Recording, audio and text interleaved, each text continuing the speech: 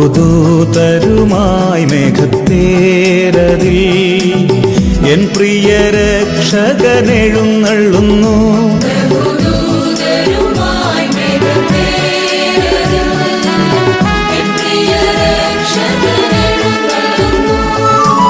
സർവമിഴികളും ദർശിച്ചിടുമാ പ്രത്യക്ഷത N യേശു വരുമ്പോൾ.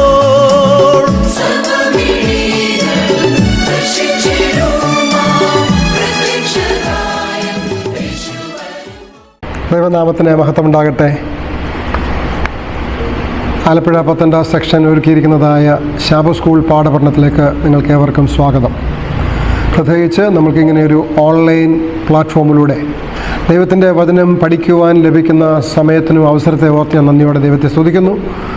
ഇത് വിവിധ സ്ഥലങ്ങളിലിരുന്നുകൊണ്ട്, ദൂരത്തും ചാരത്തും അടുത്തും അകലെയൊക്കെ ആയിരുന്നുകൊണ്ട് ഇത് ശ്രവിക്കുന്ന കാണുന്ന കേൾക്കുന്ന എല്ലാവരോടും നന്ദി രേഖപ്പെടുത്തുന്നു. എല്ലാവരെയും ഈ പാഠപഠനത്തിലേക്ക് ഹാർദമായി സ്വാഗതം ചെയ്യുകയാണ്. നമുക്ക് ഒരുമിച്ച് പ്രാർത്ഥനയോടെ അല്പസമയം ദൈവത്തിൻ്റെ വചനത്തിൻ്റെ പഠനത്തിന് മുമ്പാകെ നമ്മളെ തന്നെ സമർപ്പിക്കാം. നമ്മൾ ഈ ക്വാർട്ടറിൽ പഠിക്കുന്ന പാഠഭാഗം എന്ന് പറയുന്നത് ദൈവവുമായുള്ള ബന്ധത്തിൽ വളരുക എന്നുള്ളതാണ്. എന്താണ് നമ്മൾ ഈ ക്വാർട്ടറിൽ പഠിക്കുന്ന പാഠഭാഗം? ദൈവവുമായുള്ള ബന്ധത്തിൽ വളരുക എന്നുള്ളതാണ്. നമ്മൾ ഇതിനോടകം 4 പാഠങ്ങൾ പഠിച്ചു കഴിഞ്ഞു. കഴിഞ്ഞ ആഴ്ച നമ്മൾ പഠിച്ചത് വേദപുസ്തകത്തിൻ്റെ പങ്ക് എന്നുള്ള പാഠമായിരുന്നു. ഈ ആഴ്ച നമുക്ക് പഠിക്കാനുള്ളത് വേദപുസ്തകം പഠിക്കുന്നത് എങ്ങനെ എന്നുള്ളതായ ഭാഗമാണ്. കഴിഞ്ഞ ആഴ്ച നമ്മൾ വേദപുസ്തകത്തിൻ്റെ പങ്ക് എന്നതിനെക്കുറിച്ച് പഠിച്ചു. ഈ ആഴ്ച എങ്ങനെയാണ് വേദപുസ്തകം പഠിക്കുന്നത്, അല്ലെങ്കിൽ എങ്ങനെ പഠിക്കണം എന്നതിനെക്കുറിച്ചാണ് നമ്മൾ ഈ ആഴ്ച ചിന്തിക്കാൻ പോകുന്നത്. നമുക്ക് ഈ പഠനം ആരംഭിക്കുന്നതിന് മുമ്പ് ഒരു നിമിഷം പ്രാർത്ഥിക്കാം. ഞങ്ങളെ സ്നേഹിക്കുന്ന സ്വർഗീയ പിതാവേ, ഈ അനുഗ്രഹിക്കപ്പെട്ട വിശുദ്ധ ദിവസത്തിൽ ഈ പാഠപഠനത്തിലേക്ക് അടികൾ കടന്നു വന്നിരിക്കുകയാണ്. സ്വർഗീയ പിതാവേ, ഈ പാഠപഠനത്തിൽ പങ്കെടുക്കുന്ന എല്ലാവരെയും കർത്താവ് അനുഗ്രഹിക്കണമേ. ഈ ഭാഗത്തിലൂടെ എന്താണോ അടിയങ്ങൾ മനസ്സിലാക്കണമെന്ന് അവിടുന്ന് ആഗ്രഹിക്കുന്നത് അത് അടിയങ്ങൾക്ക് വെളിപ്പെടുത്തി തരികയും അടിയങ്ങൾ അത് ഗ്രഹിച്ച് അടികളുടെ ജീവിതത്തെ അതും പ്രകാരം ക്രമപ്പെടുത്തുവാൻ ഞങ്ങളെ സഹായിക്കണം. ഈ പാഠപഠനം ഏറ്റവും അനുഗ്രഹമായി തീർക്കണമെന്ന് യേശുവിന്റെ നാമത്തിൽ അപേക്ഷിക്കുന്നു. കൃപയുടെ കേൾക്കണം സ്വർഗീയ പിതാവേ. അപ്പോൾ ഒരിക്കൽ കൂടി എവരെയും ഇന്നത്തെ പാഠപഠനത്തിലേക്ക് സ്വാഗതം ചെയ്യുകയാണ്. ഇന്നത്തെ നമ്മുടെ പാഠത്തിൻ്റെ തലക്കെട്ടെന്ന് പറയുന്നത് വേദപുസ്തകം പഠിക്കുന്നത് എങ്ങനെ എന്നുള്ളതാണ്. അതിന് നമുക്കൊരു മനപ്പാഠവാക്യമുണ്ട്. ആ മനപ്പാഠവാക്യം യെശയ്യാ പ്രവചനം 55-ാം അധ്യായം 11-ാമത്തെ വാക്യമാണ്. യെശയ്യാവ് 55:11. അതിങ്ങനെ വായിക്കുന്നു: എൻ്റെ വായിൽ നിന്ന് പുറപ്പെടുന്ന എൻ്റെ വചനമായിരിക്കും, അത് വെറുതെ എൻ്റെ അടുക്കലേക്ക് മടങ്ങി വരാതെ എനിക്ക് ഇഷ്ടമുള്ളത് നിവർത്തിക്കുകയും ഞാൻ അയച്ച കാര്യം സാധിപ്പിക്കുകയും ചെയ്യും. ഞാൻ ഒരു പ്രാവശ്യം കൂടെ ആ വാക്യം വായിക്കുകയാണ്. എൻ്റെ വായിൽ നിന്ന് പുറപ്പെടുന്ന എൻ്റെ വചനമായിരിക്കും, അത് വെറുതെ എൻ്റെ അടുക്കലേക്ക് മടങ്ങി വരാതെ എനിക്ക് ഇഷ്ടമുള്ളത് നിവർത്തിക്കുകയും ഞാൻ അയച്ച കാര്യം സാധിപ്പിക്കുകയും ചെയ്യും. എന്താണ് ഈ വാക്യം പറയുന്നത്? നമ്മൾ നോക്കിയാൽ ദൈവത്തിൻ്റെ വചനം പറയുകയാണ്, അല്ലെങ്കിൽ ദൈവം നമ്മോട് പറയുകയാണ്. നമ്മൾ ഈ വായിക്കുന്ന വേദപുസ്തകം എന്ന് പറയുന്ന ഈ പുസ്തകത്തിനകത്ത് എഴുതിയിരിക്കുന്നതെല്ലാം എൻ്റെ വായിൽ നിന്ന് പുറപ്പെട്ടു വന്ന എൻ്റെ വചനമാണ്. അത് വെറുതെ അങ്ങനെ വായിൽ നിന്ന് പുറപ്പെട്ടതല്ല. ഞാൻ എന്താണോ ആഗ്രഹിക്കുന്നത്, എന്താണോ എൻ്റെ താല്പര്യം, എന്ത് നിവർത്തിക്കണമെന്നാണോ ഞാൻ ആഗ്രഹിക്കുന്നത്, ആ പ്രവൃത്തി നിർവഹിക്കാൻ തക്കവണ്ണം ഞാൻ എൻ്റെ വായിൽ നിന്ന് അയച്ചതാണ് ആ വചനം. അതുകൊണ്ട് ആ വചനം എന്ത് ചെയ്യും? അത് ഇങ്ങനെ പുസ്തകങ്ങളിലായി, ഇതുപോലെയുള്ളതായ പഠനങ്ങളിലൂടെയായി നമ്മളിൽ ഓരോരുത്തരിലേക്കും എത്തിയിട്ട് നമ്മളിലൂടെ നമ്മൾക്ക് എന്ത് മാറ്റമാണോ വരേണ്ടത്, നമ്മളിൽ എന്ത് പ്രക്രിയയാണോ നടക്കേണ്ടത് എന്ന് ദൈവം ആഗ്രഹിക്കുന്നുവോ അത് നമ്മളിൽ സാധിപ്പിച്ചിട്ടേ ആ വചനം തിരികെ ചെല്ലത്തുള്ളൂ. അല്ലാതെ അത് വെറുതെ മടങ്ങി വരികയില്ല എന്ന് ദൈവത്തിൻ്റെ വചനം നമ്മളെ വളരെ കൃത്യമായി ഓർമ്മിപ്പിക്കുന്നു. അത് വെറുതെ എൻ്റെ അടുക്കിലേക്ക് മടങ്ങി വരാതെ എനിക്കിഷ്ടമുള്ളത് നിവർത്തിക്കുകയും ഞാൻ അയച്ച കാര്യം സാധിപ്പിക്കുകയും ചെയ്യും. ഏത് കാര്യത്തിനാണോ നമ്മൾ ആദിയിലൊക്കെ ശ്രദ്ധിക്കാമെങ്കിൽ ഉണ്ടാകട്ടെ എന്ന് പറഞ്ഞു, ഉണ്ടായി. അപ്പോൾ എന്താണോ ദൈവം ആഗ്രഹിച്ചത് ആ വചനം ഇപ്പോഴും അത് തന്നെ പ്രവർത്തിക്കുന്നു, നിവർത്തിക്കുന്നു എന്നാണ് ഈ വചനം നമ്മളെ ഓർമ്മിപ്പിക്കുന്നത്. നമ്മളത് കൂടുതൽ ഈ വേദപുസ്തകം എങ്ങനെ പഠിക്കണം എന്നതിനെക്കുറിച്ച് ചിന്തിക്കുമ്പോൾ ഒരു പക്ഷേ നമുക്ക് വേദപുസ്തകം അല്ലെങ്കിൽ ഈ ദൈവത്തിൻ്റെ വചനം അടങ്ങുന്ന പുസ്തകം നമുക്ക് ലഭിച്ചത് പല രീതിയിലായിരിക്കാം. നമുക്ക് ആദ്യമായി ഈ പുസ്തകം ലഭിച്ച സമയം നമ്മൾ ചിലപ്പോൾ ഒന്ന് ഓർത്ത് നോക്കുന്നത് നന്നായിരിക്കും. അത് ഓർത്ത് നോക്കുമ്പോൾ എങ്ങനെയാണ് നമുക്ക് ആ പുസ്തകം കിട്ടിയത്? ഒരു പക്ഷേ നമുക്ക് ആരെങ്കിലും നമ്മുടെ ബന്ധുക്കളോ പാസ്റ്റർമാരോ അങ്ങനെ ആരെങ്കിലും തന്നതായിരിക്കാം. അല്ലെങ്കിൽ നമ്മൾ മുതിർന്നപ്പോൾ അത് വായിക്കണമെന്ന് തോന്നി നമ്മൾ വാങ്ങിയതായിരിക്കാം. എത്ര കാലം ആ പുസ്തകം നമ്മുടെ കയ്യിൽ ഉണ്ടായിരുന്നു? ഒരു പക്ഷേ നമുക്ക് ഈ വേദപുസ്തകത്തിൻ്റെ ഒന്നിലധികം പകർപ്പുകൾ നമ്മുടെ കയ്യിലുണ്ടായിരിക്കാം. എന്നാലും അതിൽ അടങ്ങിയിരിക്കുന്ന മൂല്യങ്ങൾ നമ്മൾ പരിഗണിച്ചിട്ടുണ്ടോ? പരിഗണിക്കണം. നമ്മുടെ ഏറ്റവും വിലയേറിയ സ്വത്തുക്കളിൽ ഒന്നായി നമ്മൾ അതിനെ കാണുന്നുണ്ടോ? അതോ ദൈവത്തിൻ്റെ ജീവനുള്ള വചനം ഞങ്ങളുടെ വിരൽത്തുമ്പിലുണ്ടെന്ന് നമ്മൾ കരുതുന്നുണ്ടോ? ആ പുസ്തകം വായിക്കുന്നതിൽ സ്ഥിരത പുലർത്തുവാൻ നമുക്ക് പ്രയാസമുണ്ടോ? നമ്മൾ പാടുപെടുന്നുണ്ടോ? നമ്മൾ എപ്പോഴെങ്കിലും ചിന്തിച്ചിട്ടുണ്ടോ, ഞാൻ ഈ വേദപുസ്തക പഠനം എവിടെ തുടങ്ങണം? ദൈവത്തോട് ചേർന്ന് വളരുവാൻ ഞാൻ ഈ പുസ്തകം എങ്ങനെ വായിക്കും എന്നൊക്കെ നമ്മൾ ചിന്തിച്ചിട്ടുണ്ടോ? മാർട്ടിൻ ലൂതർ ഇങ്ങനെ പറഞ്ഞു, കുറേ വർഷങ്ങളായി ഞാൻ വർഷം തോറും 2 തവണ വേദപുസ്തകം വായിക്കുന്നു. വേദപുസ്തകം ഒരു വൃക്ഷമായിരുന്നെങ്കിൽ അതിലെ എല്ലാ വാക്കുകളും ചെറിയ ശാഖകളായിരുന്നെങ്കിൽ അവിടെ എന്താണെന്നും അതെന്താണ് വാഗ്ദാനം ചെയ്യുന്നതെന്നും അറിയുവാൻ ആകാംക്ഷയോടെ ഞാൻ എല്ലാ ശാഖകളിലും പരതി നോക്കുമായിരുന്നു. അപ്പോൾ ദിവസേനയുള്ള നമ്മുടെ വേദപുസ്തക പഠനം, അതിന് നമ്മൾ ചെലവഴിക്കുന്ന സമയം അത് സന്തോഷകരമായി നമുക്ക് അനുഭവപ്പെടുന്നുണ്ടോ ഇല്ലയോ എന്ന് നമ്മൾ ചിന്തിക്കേണ്ടത് വളരെ ആവശ്യമാണ്. വെറുതെ നമ്മുടെ വേദപുസ്തകം വാങ്ങി നമ്മൾ അലമാരയിൽ അടച്ചു വച്ചിരിക്കുകയാണോ? അത് ദൈവം നമുക്ക് എല്ലാവർക്കും വേണ്ടി തന്നിരിക്കുന്നതായ ഒരു ദൈവത്തിൻ്റെ ആലോചനയാണ്. അത് കൈക്കൊള്ളുവാൻ, ഏറ്റെടുക്കുവാൻ, അതിൽ ചില സമയം ചെലവഴിക്കുവാൻ നമുക്ക് താല്പര്യമുണ്ടോ എന്ന വിഷയങ്ങളൊക്കെ നമ്മൾ ചിന്തിക്കേണ്ടത് അത്യന്താപേക്ഷിതമാണ്. നമുക്ക് വേദപുസ്തകത്തിന് നമ്മൾ പഠിക്കുവാൻ ചെലവഴിക്കുന്ന സമയം, കൂടുതൽ സമയം എങ്ങനെ ചെലവഴിക്കുവാൻ അല്ലെങ്കിൽ ആ സമയത്തെ വർദ്ധിപ്പിക്കുവാൻ എങ്ങനെ കഴിയും, അത് നമുക്ക് ചിന്തിക്കേണ്ടത് ആവശ്യമാണ്. ദൈവവചനം നന്നായി പഠിക്കുവാനുള്ള പ്രായോഗിക മാർഗങ്ങൾ എന്തൊക്കെയാണ് എന്നതിനെക്കുറിച്ചൊക്കെ നമുക്ക് പഠിക്കാൻ ഇടയുണ്ട്. നമുക്കതൊക്കെ പഠിക്കാൻ ചിന്തിക്കാം. നമ്മൾ ഈ ആഴ്ചയിലെ പാഠത്തിലേക്ക് നമ്മൾ അതിൻ്റെ ഗഹനമായ ഭാഗത്തിലേക്ക് കടക്കുമ്പോൾ പ്രധാനപ്പെട്ട 3-4 കാര്യങ്ങൾ ഈ പാഠപുസ്തകത്തിലൂടെ നമ്മളെ ഓർമ്മിപ്പിക്കുകയാണ്. ഒന്ന്, വേദപുസ്തകം പഠിക്കുവാൻ നമ്മൾ സമയം കണ്ടെത്തണം എന്നിത് ആദ്യം നമ്മളെ ഓർമ്മിപ്പിക്കുന്നുണ്ട്.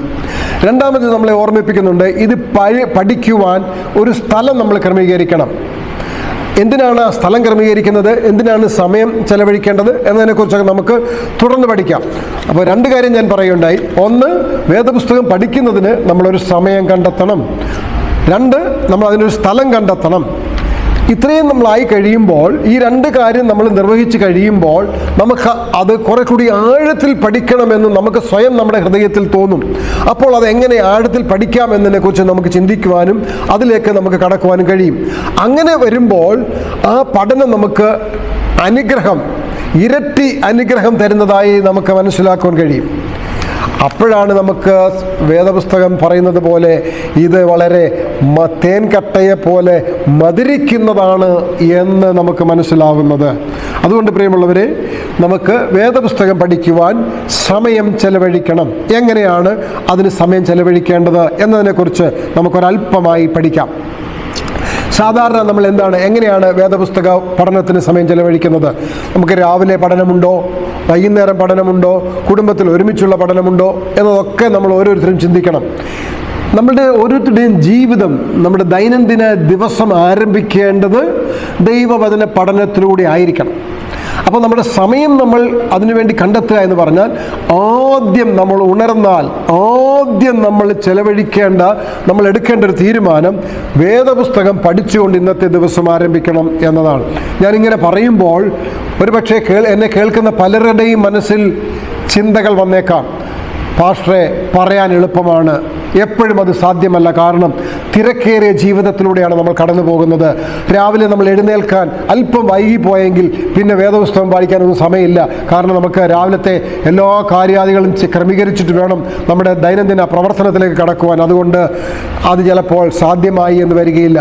അങ്ങനെയെങ്കിൽ പ്രിയമുള്ളവരെ, നമുക്ക് ഒന്ന് ചിന്തിച്ച് നോക്കാം. നമ്മൾ രാവിലെ എഴുന്നേൽക്കുവാൻ സാധാരണ ചെയ്യുന്ന എന്താണ്? നമ്മൾ അലാറം വെക്കാറുണ്ട്, അല്ലേ? അലാറം വെക്കുന്ന സമയത്ത് അലാറം വെക്കുന്നത് എന്തുകൊണ്ടാണെന്ന് വെച്ചാൽ, ഒരുപക്ഷെ നമ്മൾ ഈ കൃത്യമായി ഉണരുന്ന ശീലം നമുക്കില്ലെങ്കിലാണ് നമുക്ക് അലാറം വെക്കേണ്ടി വരുന്നത്. നമുക്ക് നമ്മുടെ തലച്ചോറിനെ നമ്മൾ ആ രീതിയിൽ ശീലിപ്പിച്ചിട്ടുണ്ടെങ്കിൽ അലാറത്തിനൊന്നും ആവശ്യമില്ല. എല്ലാ ദിവസവും ഒരേ സമയത്ത് തന്നെ നമ്മുടെ തലച്ചോറ് നമുക്ക് ആജ്ഞ തരും നമ്മളോട് ഉണരുവാൻ. അങ്ങനെ നമ്മൾ ശീലിച്ചിട്ടില്ലേ? അങ്ങനെ ശീലിക്കാത്തതിൻ്റെ കാരണം നമ്മൾ ഉറങ്ങുന്നതിന് സമയക്ലിപ്തത ഉപയോഗിക്കാത്തത് കൊണ്ടാണ്. നമ്മൾ പലപ്പോഴും പല സമയത്താണ് ഉറങ്ങുക. അപ്പോൾ ഉറങ്ങുന്നതിന് നമ്മൾ കൃത്യമായ സമയക്രമീകരണം പാലിക്കുന്നുണ്ടെങ്കിൽ നിശ്ചയമായും നമ്മുടെ ഉണരുന്നതിനുള്ള സമയക്രമീകരണങ്ങളും നമുക്ക് സ്വയമേ ഉണ്ടാകേണ്ടതാണ്. ഇനി അങ്ങനെ ഇല്ല എങ്കിൽ നമ്മൾ അലാറം വെക്കുകയാണ് ചെയ്യുന്നത്. ആ അലാറം ഇപ്പോൾ നമ്മൾ അലാറം വെക്കുന്നത് നമുക്ക് ഇത്ര മണിക്ക് ഉണരണം എന്നുള്ളതിന് വേണ്ടിയാണ്. നമ്മൾ സാധാരണ വെക്കുന്ന അലാറം സമയത്തിന് എഴുന്നേറ്റിട്ട് നമുക്ക് വേദപുസ്തകം വായിക്കാൻ സമയം കിട്ടുന്നില്ല എന്നതാണ് നമ്മുടെ ദൈനംദിന തിരക്കുകൾ നമ്മളെ കാണിക്കുന്നതെങ്കിൽ നമ്മൾ ചെയ്യേണ്ട ഒരു കാര്യമേ ഉള്ളൂ. നമ്മൾ വെച്ച അലാറം ഒരു 15 മിനിറ്റൂടെ നേരത്തെ വെക്കുക. ഉദാഹരണത്തിന് നമ്മൾ 5 മണിക്കാണ് അലാറം വെച്ചത്. 5 മണിക്ക് എഴുന്നേറ്റാലേ നമ്മുടെ എല്ലാ കാര്യങ്ങളും നടക്കത്തുള്ളൂ എന്നതാണ് നമ്മൾ മനസ്സിലാക്കുന്നതെങ്കിൽ നമ്മൾ എന്ത് ചെയ്യുക? 4:45 അലാറം വെക്കുക. 4:45 മുതൽ 5 മണി വരെയുള്ള 15 മിനിറ്റ് സമയം എന്ത് ചെയ്യുക? വേദപുസ്തക പഠനത്തിന് വേണ്ടി നമ്മൾ മാറ്റുക. ഇങ്ങനെ നമുക്ക് സമയത്തെ പഠനത്തിന് വേണ്ടി മാറ്റുവാൻ കഴിയണം. അതാണ് എനിക്ക് ഒന്നാമത് പറയാനുള്ളത്. ഓക്കെ, ഇനി നമ്മൾ ആലോചിക്കുമ്പോൾ നമ്മൾ ചിലപ്പോൾ തിടുക്കത്തിൽ പ്രയാസപ്പെട്ടൊക്കെ വായിക്കുന്നവരായിരിക്കാം. തിരുവെഴുത്തുകൾ തിടുക്കത്തിൽ വായിച്ചു തീർക്കുന്നത് കൊണ്ട് ഒരു പ്രയോജനവുമില്ല. അങ്ങനെ വേദപുസ്തകം മുഴുവൻ വേണേലും വായിക്കാം. പക്ഷേ എന്നോട് പലരും പറഞ്ഞിട്ടുണ്ട്, പക്ഷേ ഞാൻ ഈ വേദപുസ്തകം പല ആവർത്തി മുഴുവനും വായിച്ചിട്ടുണ്ട്, പക്ഷേ എനിക്ക് അതിനകത്ത് പല കാര്യങ്ങളും മനസ്സിലായിട്ടില്ല എന്ന്. അപ്പോൾ നമ്മൾ വേദപുസ്തകം വായിക്കുമ്പോൾ തിടുക്കത്തിൽ വായിക്കുന്നതിന് പകരം അതിൻ്റെ അകത്ത് എഴുതിയിരിക്കുന്ന മൂല്യങ്ങളെ, അതിൻ്റെ മനോഹരത്തെ കാണുവാനായി നമ്മൾ എന്ത് ചെയ്യണം? അതിനകത്ത് മറഞ്ഞിരിക്കുന്ന അർത്ഥം മനസ്സിലാക്കുവാൻ, അത് ഗ്രഹിക്കുവാൻ തക്കവണ്ണം കഴിയുന്ന വിധത്തിൽ ആ പഠനത്തിലേക്ക് നമ്മൾ സമയം കൊണ്ടുപോകേണ്ടത് ആവശ്യമാണ്. വേദപുസ്തകം വായിക്കുന്നതിലൂടെ വളരെ അനുഗ്രഹം നമുക്ക് തീർച്ചയായും ലഭിക്കും എന്നുള്ളതിന് യാതൊരു സംശയവുമില്ല. വേദപുസ്തകം വായിച്ച് തീർക്കുന്നത് സാധ്യമായ ഒരു കാര്യമാണ്. ഇന്ന് ഈ കാലഘട്ടത്തിൽ പലതരമായ വേദപുസ്തക വായന പദ്ധതികളുണ്ട്. Reading plans. 1 വർഷം കൊണ്ട് 1 പ്രാവശ്യം വായിച്ചു തീർക്കുന്നത്, 1 വർഷം കൊണ്ട് 2 പ്രാവശ്യം വായിച്ചു തീർക്കുന്നത്, അങ്ങനെയൊക്കെയുള്ള പല പദ്ധതികളുണ്ട്. നമുക്ക് സ്വയം വായിക്കാൻ പ്രയാസമുണ്ടെങ്കിൽ നമുക്ക് നമ്മളെ തന്നെ വായിച്ച് കേൾപ്പിക്കുന്ന സംവിധാനങ്ങളുണ്ട്. നമുക്ക് ഓഡിയോ കേൾക്കാം. അങ്ങനെയൊക്കെയുള്ള സംവിധാനങ്ങളുണ്ട്. അതൊക്കെ നമുക്ക് ഉപയോഗിക്കാനൊന്നും ഒരു കുഴപ്പമില്ല. അത് എങ്ങനെ വായിച്ചാലും ശരി, വേദപുസ്തകം വായിക്കുകയും അത് ഗ്രഹിക്കുകയും അത് നമ്മുടെ ജീവിതത്തിൽ പകർത്താൻ നമ്മൾ ശ്രമിക്കുകയും ചെയ്യുമ്പോൾ നമുക്ക് തീർച്ചയായും അനുഗ്രഹം ഉണ്ടാകും എന്നുള്ളതിന് ഒരു സംശയമില്ല. ദൈവം നമുക്ക് തൻ്റെ വിലയേറിയ വചനമാണ് നൽകിയിരിക്കുന്നത്. നാം ദൈവത്തെക്കുറിച്ച് എന്തൊക്കെ അറിയണമെന്ന് ദൈവം ആഗ്രഹിക്കുന്നുണ്ടോ അല്ലെങ്കിൽ നമുക്ക് ദൈവത്തെക്കുറിച്ച് എന്തെല്ലാം അറിയാൻ ആഗ്രഹമുണ്ടോ അതെല്ലാം ഈ വചനത്തിലുണ്ട്. അത് മാത്രമല്ല, നമ്മെക്കുറിച്ച് നമ്മൾ എന്താണ് അറിയാൻ ആഗ്രഹിക്കുന്നത് അതും ഈ വചനത്തിലൂടെ നമ്മളെ വെളിപ്പെടുത്തും. അപ്പോൾ ദൈവത്തിൻ്റെ അവാച്യവും മനോഹരവുമായ സ്വഭാവത്തെയും ചരിത്രത്തിലുടനീളം താൻ മനുഷ്യരാശിയുമായി ഇടപഴകിയ രീതികളെയും കാണുവാൻ സമയമെടുക്കുമ്പോൾ നമുക്ക് ദൈവത്തെ കൂടുതൽ സ്നേഹിക്കുവാൻ മാത്രമേ കഴിയത്തുള്ളൂ. ആ ദൈവത്തിൻ്റെ നമ്മളുമായിട്ടുള്ള ഇടപെടലിൻ്റെ ഒരു രേഖയാണ്, ഒരു ചരിത്രമാണ് വേദപുസ്തകം നമ്മൾ വായിക്കുമ്പോൾ. അല്ലെങ്കിൽ ആ നമ്മളെക്കുറിച്ചുള്ള ദൈവം മനുഷ്യരാശി ഇടപെടലിൻ്റെ രേഖ നമ്മുടെ കൈകളിലാവുകയാണ്. ദൈവവചനം വായിച്ചു കൊണ്ട് തന്നെ നമുക്ക് ദൈവത്തെ അറിയുവാൻ സമയം കണ്ടെത്താൻ കഴിയും, നമ്മെക്കുറിച്ചുള്ള കാര്യങ്ങളും മനസ്സിലാക്കാൻ കഴിയും. അതുകൊണ്ട് എന്ത് ചെയ്യണം? നമ്മൾ ദൈവത്തിൻ്റെ വചനം വായിക്കുവാൻ സമയം കണ്ടെത്തുക തന്നെ ചെയ്യണം. അങ്ങനെ സമയം കണ്ടെത്തിയാലാണ് നമുക്ക് അനുഗ്രഹം പ്രാപിക്കാൻ കഴിയുക. അപ്പോസ്തല പ്രവൃത്തിയുടെ പുസ്തകത്തിൽ അപ്പോസ്തലരുടെ പ്രവൃത്തി പുസ്തകം 17-ാമത്തെ അധ്യായം 11-ാമത്തെ വാക്യത്തിൽ ഇങ്ങനെ പറയുന്നുണ്ട്, അവർ തെസലോനിക്കയിലുള്ളവരെക്കാൾ ഉത്തമന്മാരായിരുന്നു. എന്തുകൊണ്ടാണ് അവരെ അങ്ങനെ പറയുന്നതെന്നുകൂടി നമ്മൾ ചിന്തിച്ച് നോക്കണം. അവർ വചനം പൂർണ്ണ ജാഗ്രതയോടെ കൈക്കൊണ്ടതല്ലാതെ അവരെന്ത് ചെയ്തു? വചനം എവിടെയെങ്കിലുമൊക്കെ പ്രസംഗിക്കപ്പെടുമ്പോൾ അവരത് വചനമാണല്ലോ എന്നതുകൊണ്ട് അത് വളരെ ജാഗ്രതയോടെ അവർ സ്വീകരിക്കും. പക്ഷെ സ്വീകരിച്ചിട്ട് അങ്ങ് സ്വീകരിച്ച് പോവുകയല്ല അവർ ചെയ്തുകൊണ്ടിരുന്നത്. മറിച്ച് എന്ത് ചെയ്യും? അവർ അങ്ങനെ തന്നെ ഈ പറഞ്ഞതുപോലെ പ്രസംഗിച്ചതുപോലെ വേറൊരാൾ പറഞ്ഞതുപോലെ തന്നെയാണോ ബൈബിളിൽ വേദപുസ്തകത്തിൽ അത് എഴുതിയിരിക്കുന്നത്, രേഖപ്പെടുത്തിയിരിക്കുന്നത് എന്ന് അവരെ എന്ത് ചെയ്യുമായിരുന്നു? പരിശോധിക്കുമായിരുന്നു. ദിനം പ്രതി തിരുവെഴുത്തുകളെ പരിശോധിച്ചു പോന്നു എന്ന് ഈ വചനം നമ്മളെ ഓർമ്മിപ്പിക്കുകയാണ്. വീണ്ടും നമ്മൾ ചില കാര്യങ്ങൾ പരിഗണിക്കുമ്പോൾ ദൈവത്തിന് വേണ്ടിയുള്ള ആഗ്രഹം നിങ്ങളുടെ ഹൃദയത്തിൽ സ്ഥാപിക്കുവാൻ ദൈവത്തോട് അപേക്ഷിക്കുക. ദൈവത്തിന് വേണ്ടിയുള്ള ആഗ്രഹം, നമ്മൾക്ക് ദൈവത്തെക്കുറിച്ചുള്ള അറിയണം, ദൈവത്തെക്കുറിച്ച് എനിക്ക് അറിയണം, സത്യത്തെ അറിയണം, സത്യം മനസ്സിലാക്കണം എന്ന ആഗ്രഹം നമ്മൾ എന്ത് ചെയ്യണം? നമ്മുടെ ഹൃദയത്തിൽ അങ്ങനെ സ്ഥാപിച്ചു തരണമേ എന്ന് നമ്മൾ ദൈവത്തോട് പ്രാർത്ഥിക്കണം. യിരെമ്യാ പ്രവചന പുസ്തകം 29-ാം അധ്യായം അതിൻ്റെ 13-ാമത്തെ വാക്യം ഇങ്ങനെ വായിക്കുന്നു, നിങ്ങൾ എന്നെ അന്വേഷിക്കും, പൂർണ്ണ ഹൃദയത്തോടെ അന്വേഷിക്കുമ്പോൾ നിങ്ങൾ എന്നെ കണ്ടെത്തും എന്ന് ദൈവത്തിൻ്റെ വചനം പറയുന്നു.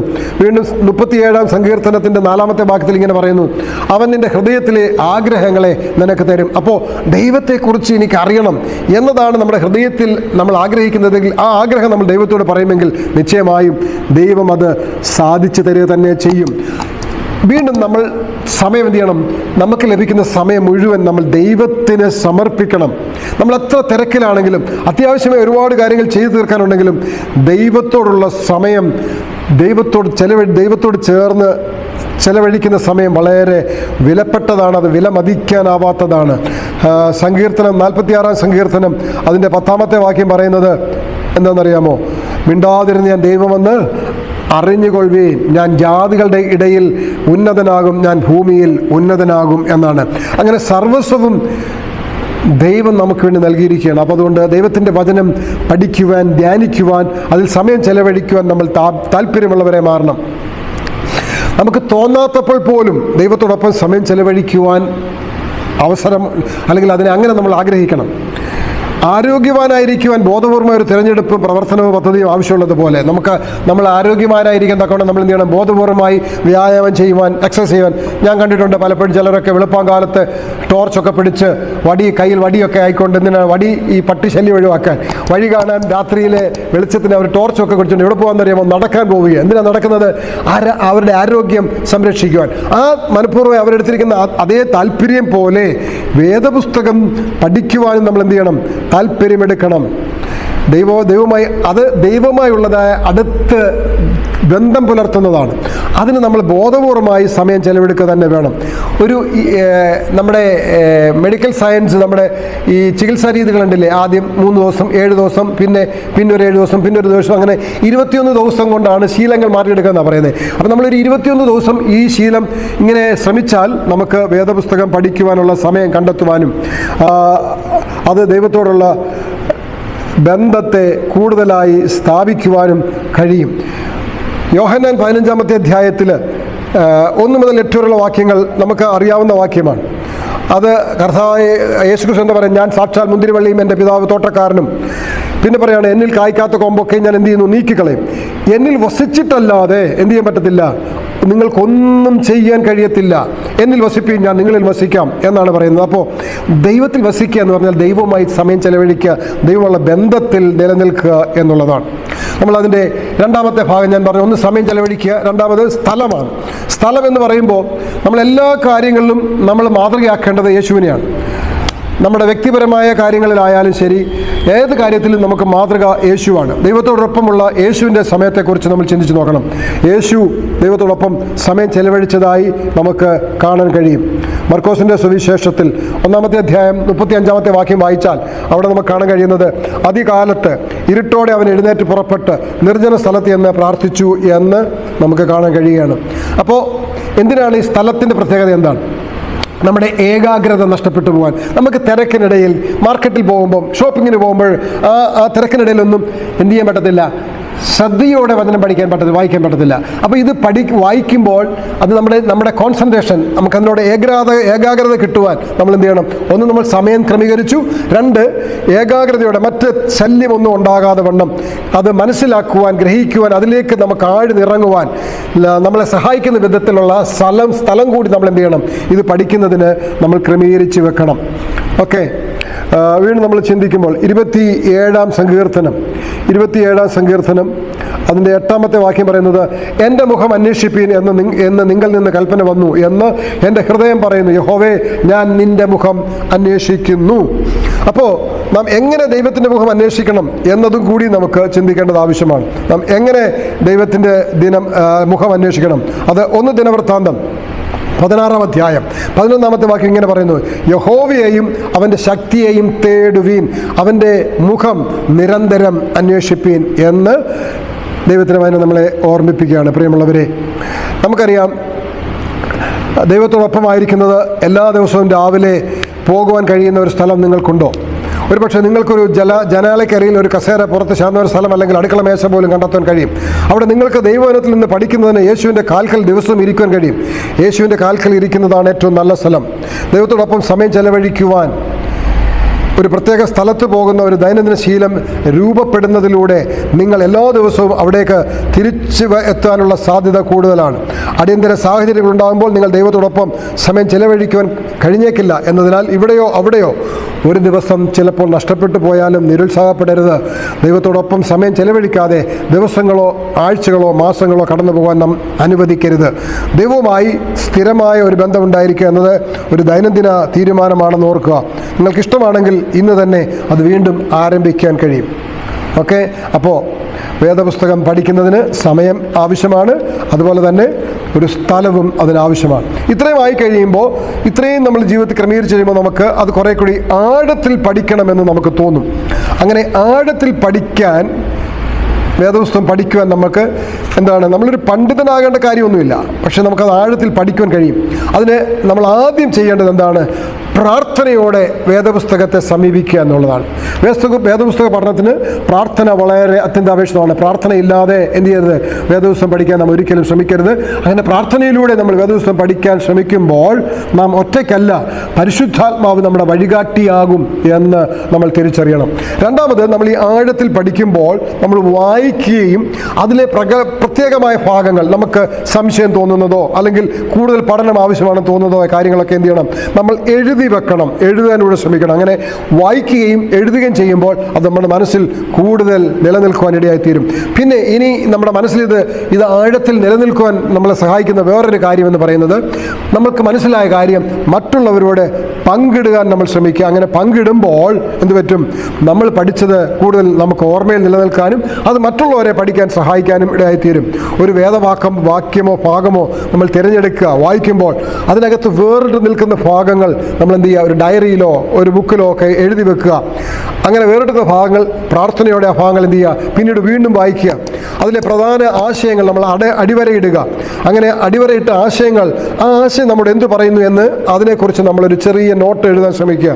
അങ്ങനെയൊക്കെ ശ്രമിക്കുമ്പോൾ ദൈവമുള്ള നമ്മുടെ ബന്ധത്തെ അതെങ്ങനെ ബാധിക്കുന്നു നമുക്ക് മനസ്സിലാകും. കൂടുതൽ നമ്മൾ അടുക്കുന്നതിനെക്കുറിച്ച് നമുക്ക് കാണാൻ കഴിയും.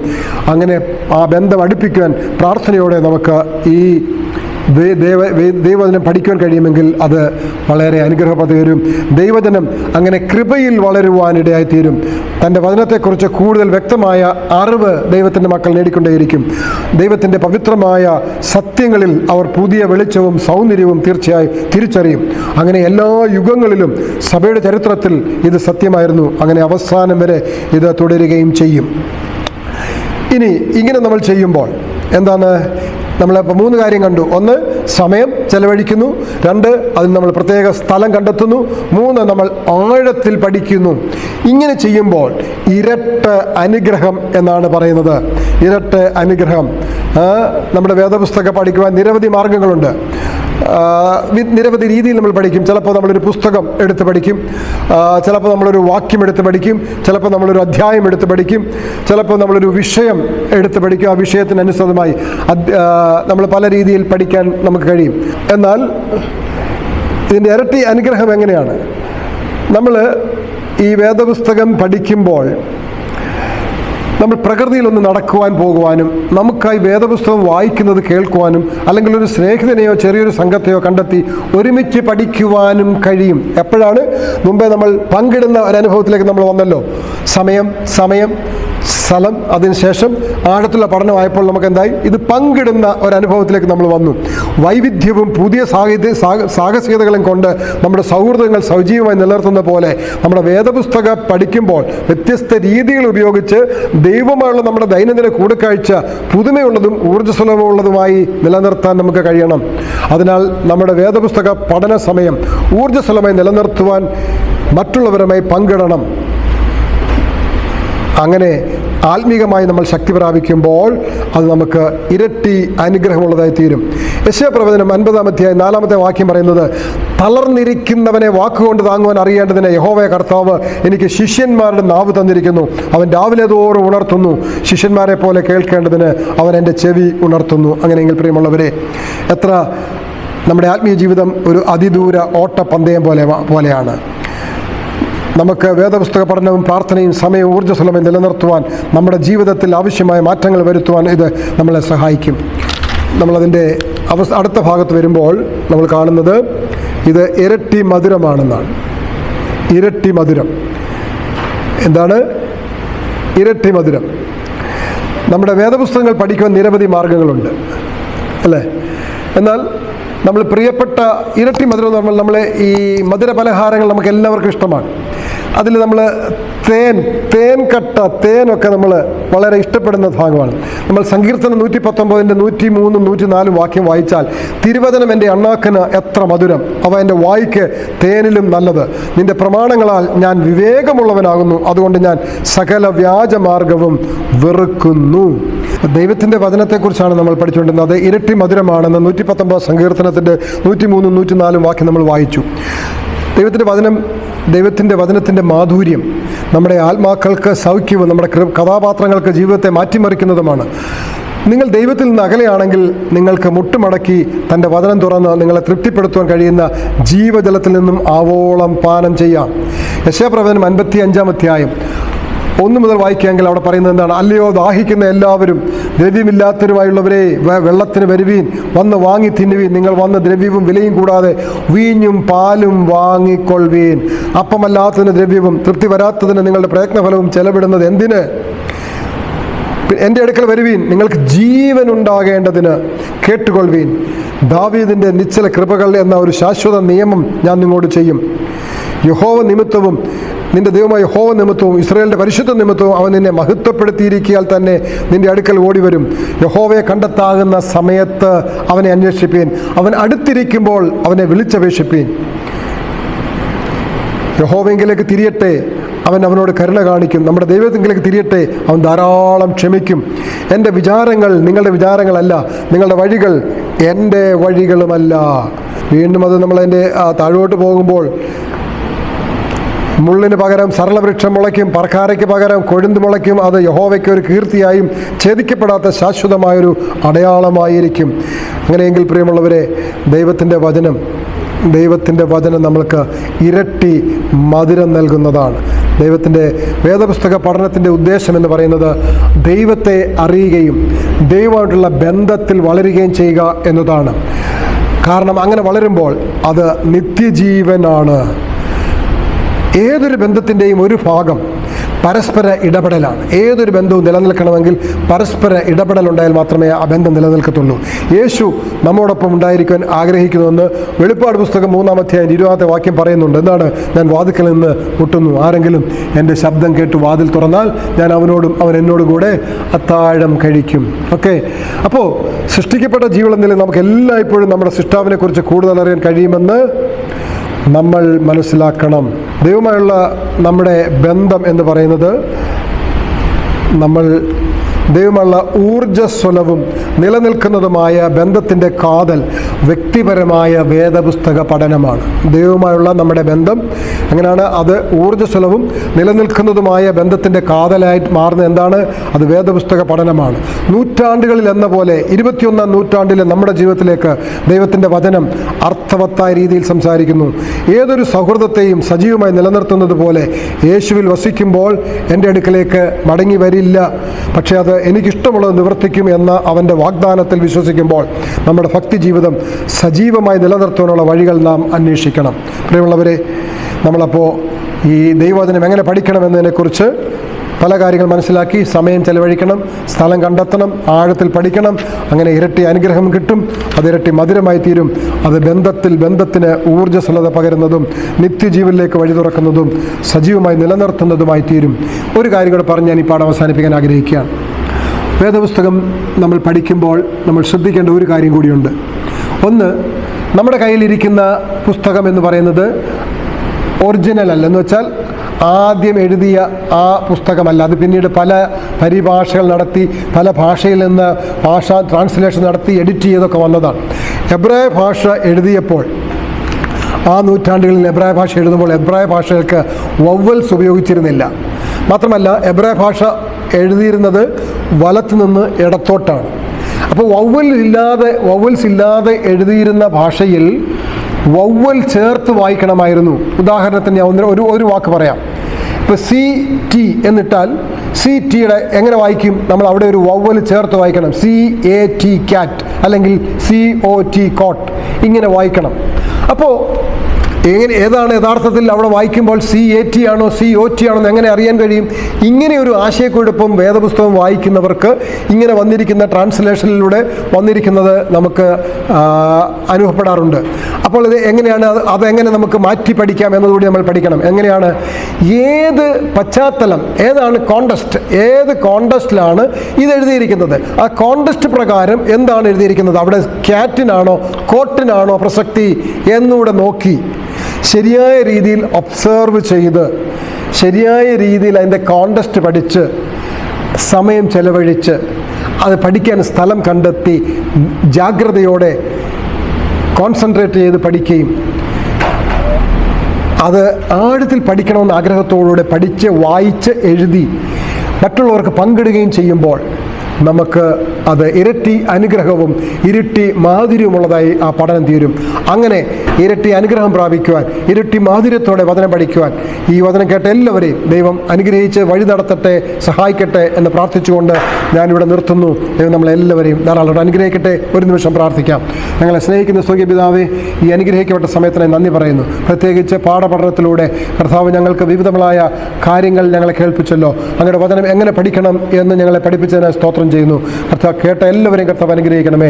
അതും പ്രകാരം ഈ പഠനത്തെ മുന്നോട്ട് കൊണ്ടുപോകാൻ സഹായിക്കണം. സമയം കണ്ടെത്തുവാൻ, സ്ഥലം ക്രമീകരിക്കുവാൻ, ആഴത്തിൽ പഠിക്കുവാൻ, മറ്റുള്ളവരോട് പങ്കിടുവാൻ, അങ്ങനെ ഇരട്ടി അനുഗ്രഹം പ്രാപിച്ച് ആ മാധുര്യമേറിയ വചനം മാധുര്യത്തോടെ ഭക്ഷിപ്പാൻ ഞങ്ങളെ ഓരോരുത്തരും സഹായിക്കണമെന്ന് യേശുവിൻ നാമത്തിൽ അപേക്ഷിക്കുന്നു.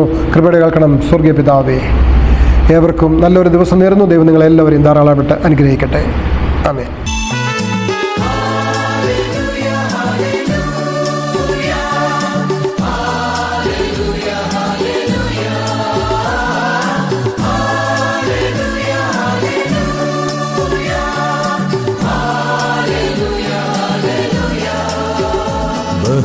ബഹുദൂതരുമായി മേഘത്തേരതിൽ എൻ പ്രിയ രക്ഷകനെഴുന്നള്ളുന്നു.